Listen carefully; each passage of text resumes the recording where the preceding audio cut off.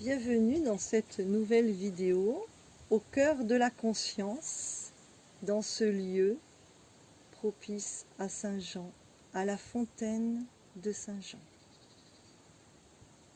Merci. Merci Akwanda. Akwanda.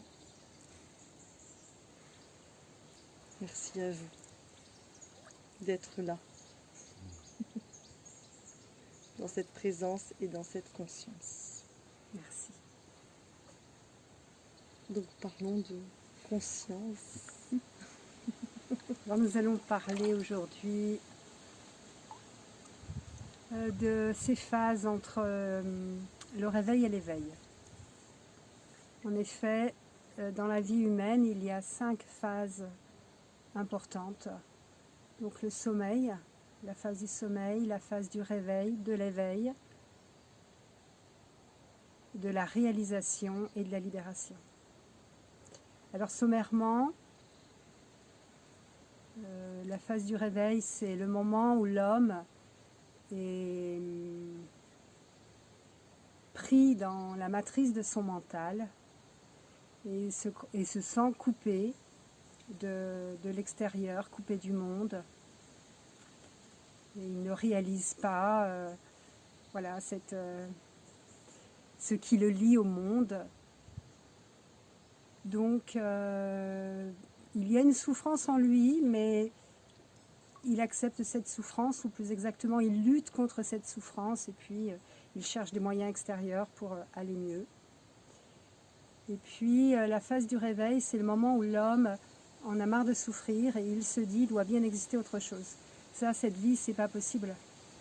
Et donc, l'homme commence à vouloir changer les choses dans sa vie. Et bien souvent, il se bat contre l'extérieur. Il croit qu'il faut changer l'extérieur. Et donc, il lutte. Mais en même temps, il commence à avoir une quête spirituelle. La phase de l'éveil, c'est le moment où l'homme réalise que ce personnage n'existe pas, qu'il n'est qu'un concept mental. Et lorsque ce concept mental explose, eh bien, il y a une présence, et là, il est réalisé, c'est la présence qui se perçoit elle-même, c'est la conscience qui se voit elle-même, qui se réalise elle-même à travers ce corps. Et là, c'est un moment absolument magique. Et après l'éveil vient la réalisation, et c'est le moment où on fait un. On réalise que cette conscience, elle est présente en chaque chose, elle anime chaque chose, et on se sent juste être ce tout parmi ce tout. Et puis ensuite la phase de la libération où il n'y a plus d'identification possible du tout au personnage. Et à ce moment-là, il n'y a que la conscience d'être, cette conscience universelle. Voilà, donc généralement les trois phases peuvent se faire progressivement et parfois se faire ensemble. Voilà. C'est un long cheminement aussi.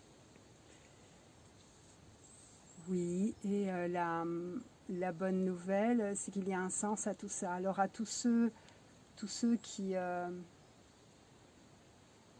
se posent des questions, qui souffrent, qui cherchent, la bonne nouvelle, c'est qu'il y a réellement un sens à tout ça. Et que toutes ces épreuves sont des tremplins pour se grandir vers cet éveil, cette réalisation, cette libération. Et ne faire plus qu'un. Et là, c'est la joie inconditionnelle.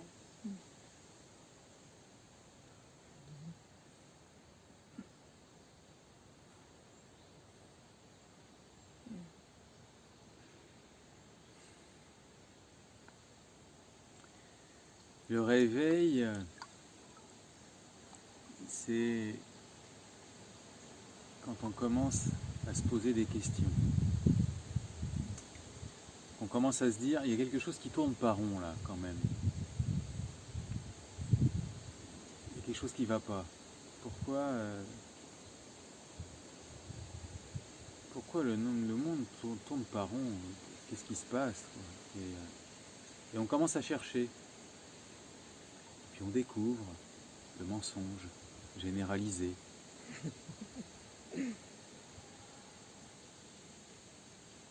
De la politique, de la consommation, de la démocratie. Et là vient une grande colère. Parce qu'il y a un profond sentiment d'injustice.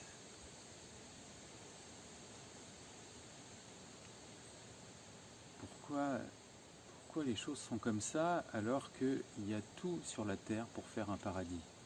Pourquoi? Alors on se dit, il y a une volonté politique derrière tout ça, ou même religieuse, dans certaines approches. Mais en vérité, si on continue dans cette direction, on arrive à la paranoïa.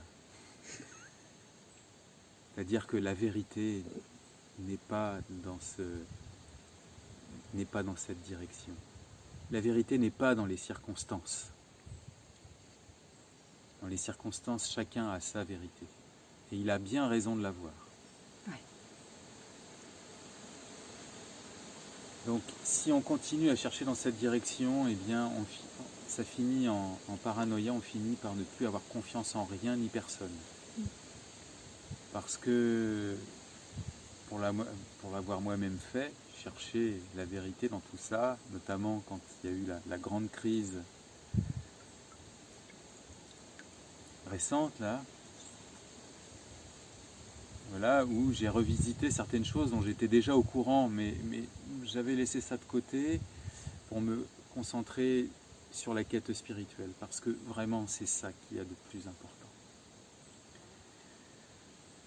Et donc en cherchant la vérité des circonstances sur Internet, comme beaucoup font, j'en suis arrivé à la conclusion que c'était impossible de la trouver là. Je le savais déjà, mais en tout cas la vérité des circonstances. La vérité avec un grand V, c'est ça qui nous appelle. Et c'est pas sur Internet qu'on la trouve.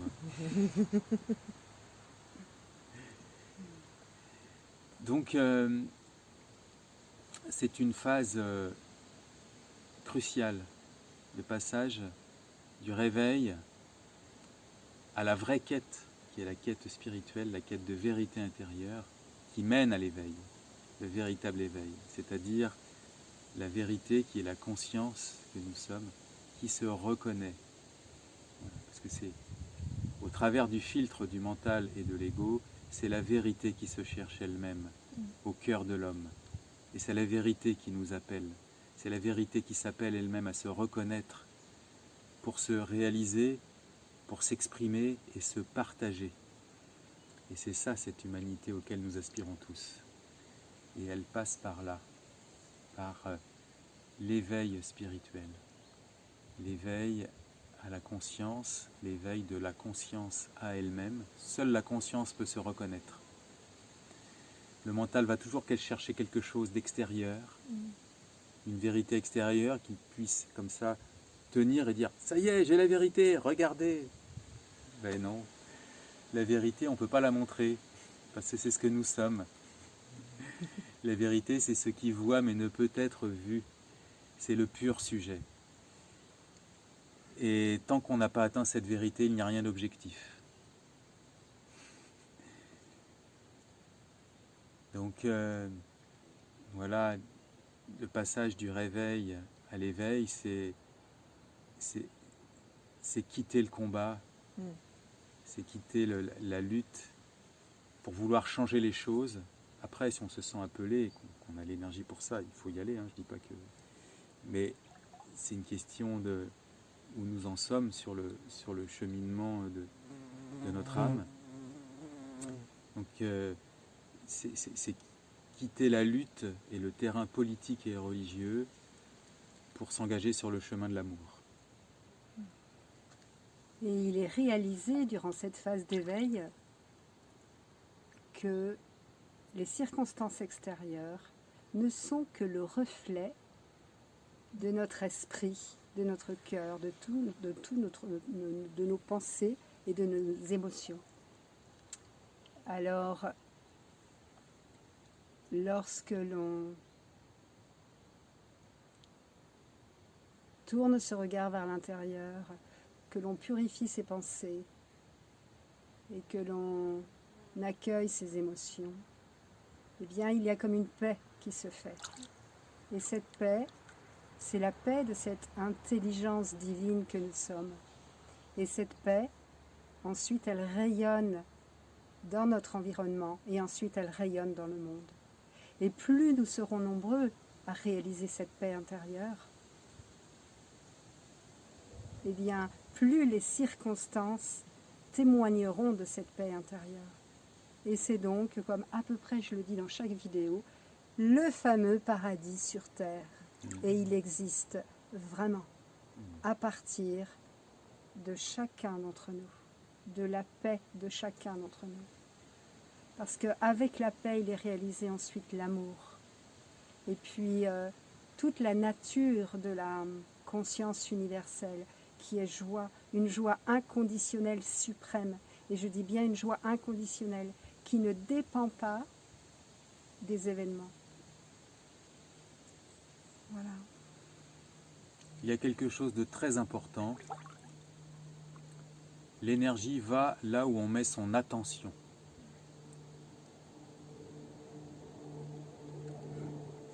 Alors, si on veut vraiment construire un monde de paix et d'amour, mettons notre attention sur la paix et l'amour. Et arrêtons de nous occuper de changer le système. Parce que chercher à changer le système, c'est irrémédiablement se faire récupérer par lui. Et c'est lui donner son énergie puisqu'on lui donne notre attention. Donc il est essentiel d'être en paix avec le monde dans lequel nous vivons et avec le système qui le régit. Parce qu'en vérité, ce système, c'est juste le reflet du mental que nous entretenons depuis des vies et des vies et des vies. Donc, le reflet de la matrice intérieure. Oui. Puisque la matrice, c'est le mental. La matrice de l'humain, le lieu de la gestation de la conscience, puisque l'humain, quand il sort de la matrice, il émerge dans la conscience. C'est ce qu'on appelle la deuxième naissance. Oui. C'est vraiment merveilleux. Et c'est précisément l'éveil. Oui. Voilà. C'est déboucher dans la conscience, dans la vérité que nous sommes. Et là, le mental et l'ego sont transcendés. C'est le seul chemin. Il n'y en a pas d'autre. Tout le reste, c'est vain. Mais il faut avoir emprunté ces voies sans issue et en être revenu pour finalement se concentrer sur l'essentiel. C'est-à-dire en avoir marre de tourner en rond, en avoir marre de lutter, en avoir marre d'essayer tout ce qu'on peut pour changer les choses. Et à un moment donné, il y a un essoufflement, un ras-le-bol, et l'homme donc tourne le regard vers l'intérieur et sans cette aspiration vers la vérité. Il la pressent parce qu'il sait, il n'a pas oublié qui il est. Et donc il commence à réellement à tendre l'oreille, à ressentir et à se laisser guider par ses intuitions. Et puis sur son chemin, eh bien, la conscience le mènera à cette vérité, à cet éveil, cet instant magique où le concept mental du personnage, pour ma part ça s'est passé comme ça, explose comme un tas de cendres au vent. Et toutes les cendres sont disséminées au vent et il n'y a plus rien. il n'y a plus ce concept-là. Et cependant, une présence est là. Et il se demande quelle est cette présence.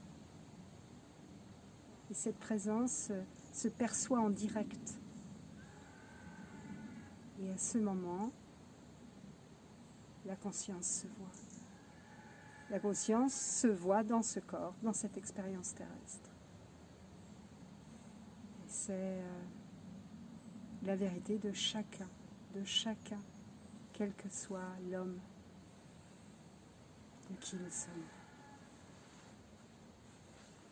Et lorsque cette conscience s'incarne de plus en plus, c'est-à-dire lorsque la conscience humaine accepte cela, réalise cela et intègre cela, plus elle l'intègre, plus elle permet à la conscience de descendre et de réaliser son œuvre à partir de cette forme.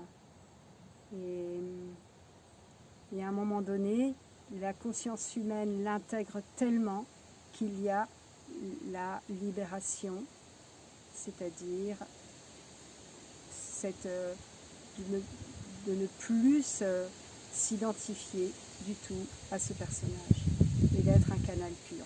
Voilà, c'est en tout cas pas encore pour moi mon expérience, c'est juste l'expérience de la réalisation qui s'approfondit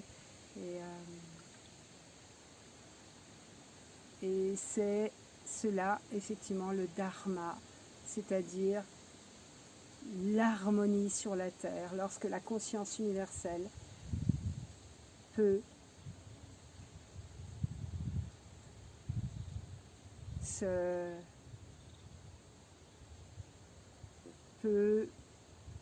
lorsque sa vraie nature peut réellement ici par ici se manifester et réaliser tout ce qu'elle a réalisé sur la terre, ce fameux paradis.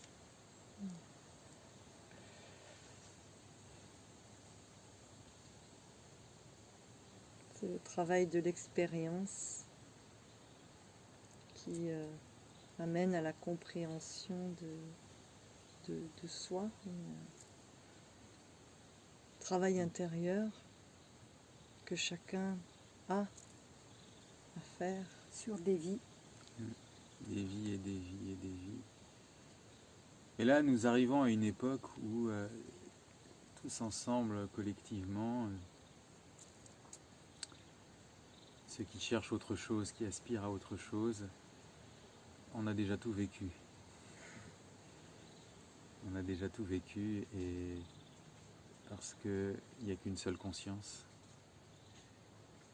et elle se vit au travers de chacun des corps qui l'individualisent. Donc c'est pour ça que cette époque est si formidable et particulière, c'est qu'il y a un éveil, déjà il y a un réveil collectif et chemin faisant, ça va vers ce que j'appelle l'âme de fond de la conscience qui s'en vient. C'est-à-dire que cet éveil dont nous parlons avec Orphée, eh bien, ça va se produire non plus de ci, de là, comme ça, comme des fleurs éparses, mais beaucoup plus... Comme un champ. Oui. Plus massivement. Voilà. Un champ de fleurs. Oui. Et donc, voilà, les pionniers de la conscience établissent ce qu'on appelle des îlots de lumière. Des endroits où c'est le royaume des cieux qui prévaut. Parce que sur la terre, il y a tous les niveaux vibratoires. Il y a le pire comme le meilleur. Donc à chacun de faire son choix et de mettre son attention sur ce qu'il l'appelle le plus.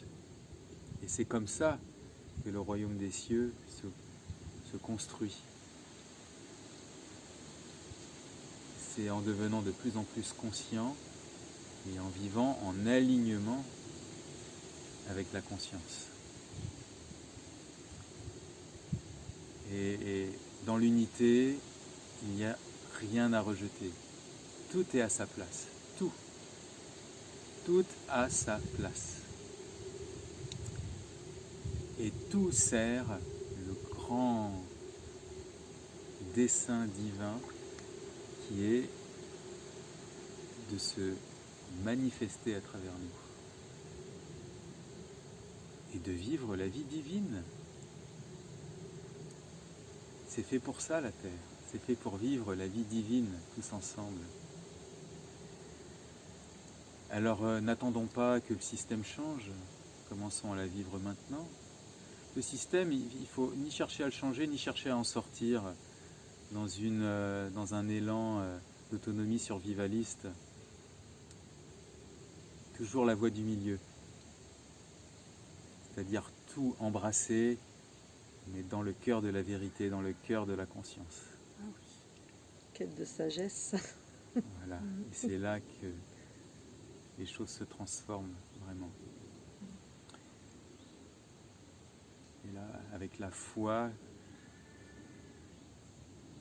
que, quoi qu'il arrive, de toute façon, c'est inéluctable. Accepter. Oui. Dans l'amour. Oui. De toute façon, c'est inéluctable parce que ça fait partie de cycles cosmiques. Et là, alors certains disent qu'on est dans la transition entre... il y a 4 âges. Kali Yuga, l'âge le plus sombre, le Dwapara Yuga, le deuxième âge, le Tetra Yuga, et puis le Satya Yuga, l'âge d'or. Et là, d'après certains, on serait dans la transition entre le Dwapara Yuga et le Tetra Yuga, et d'après d'autres, ce serait la sortie du Kali Yuga. Enfin, peu importe, ce qu'il faut retenir, c'est que nous sommes dans la transition entre 2 âges majeurs. Et que tout ça s'est pris dans des cycles cosmiques et ça nous dépasse. Donc, on ne sait jamais, mais s'attendre au grand soir, faut pas rêver, les choses sont progressives et se font à l'échelle des générations. Donc là, nous plantons des graines de conscience, des graines de vérité. Et ce sont les seules graines qui vont germer et qui vont fleurir à l'avenir. Tout le reste va mourir de sa belle mort naturelle. Parce que de toute façon, ça ne peut plus tenir comme ça. Donc là est le temps de séparation, on parle de séparation des lignes de temps. Voilà, de ceux qui ressentent l'appel et qui sont portés par cette énergie de conscience et d'ascension. Et puis ceux qui sont encore trop enfermés en eux-mêmes et qui ne ressentent pas cet appel à l'éveil, voilà, continueront leur chemin de vie, leur expérience, voilà, dans les intérieur. circonstances qui correspondent à leur état d'esprit, à leur niveau vibratoire, et tout est parfait comme ça. Et pour ceux qui sont dans cette phase de réveil, eh bien, parce que tu parlais d'acceptation tout à l'heure, et en effet, de voir que toutes ces circonstances extérieures sont le reflet de pensées, d'émotions, de tout un collectif d'avant. Et qu'il est juste à réellement accepter. Accepter ce que ça fait à l'intérieur. Accepter ces sensations-là, ces émotions-là. Et lorsque chaque émotion est acceptée, il y a comme une transcendance. Et c'est participer à créer pour le temps d'après une autre réalité. Et c'est pour ça qu'il y a autant de réalités qu'il y a de niveau vibratoire. Et donc voilà, c'est réellement le chemin de chacun, de s'élever vers cette purification des pensées, des émotions, et donc avec la méditation, avec la prière, comme on le répète beaucoup, Et donc la présence et l'acceptation, l'accueil.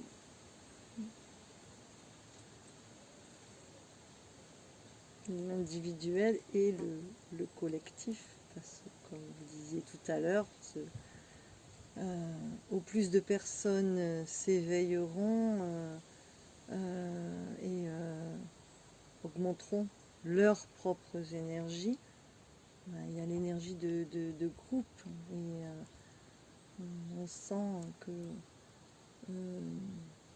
cette énergie positive se répand en fait et peut changer les choses négatives autour.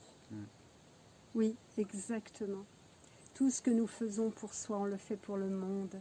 Et justement, ça participe à ce collectif et ça fait après comme une lame de fond, comme une... Oui, c'est invisible. C'est invisible, mais ça grandit, ça grandit, ça grandit.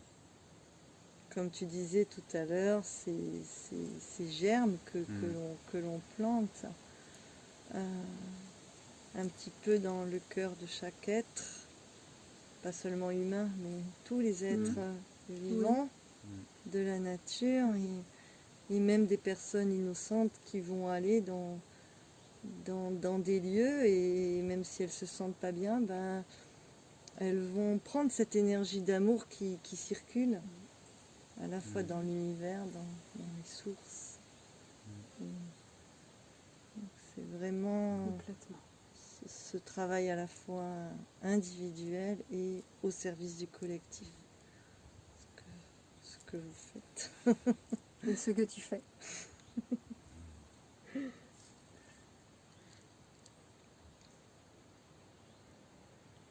Merci Akwenda.